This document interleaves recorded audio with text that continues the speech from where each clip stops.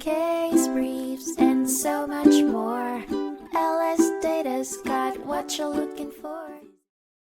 In a 1995 case, the United States Court of Appeals for the Seventh Circuit focused on distinguishing between punishments and remedial measures in the context of civil sanctions.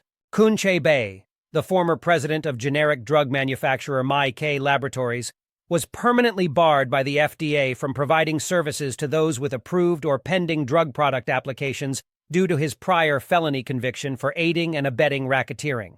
BAE argued that this debarment penalty violated the Ex Post Facto Clause of the U.S. Constitution. The court rejected Bae's argument, finding that the debarment penalty served as a remedial measure to protect public health and the integrity of the drug industry by preventing fraudulent practices, and was not intended as a punishment.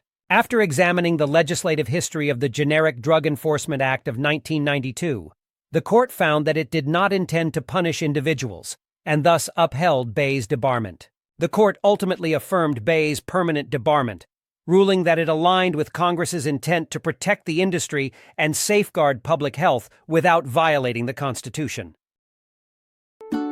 Case briefs, and so much more.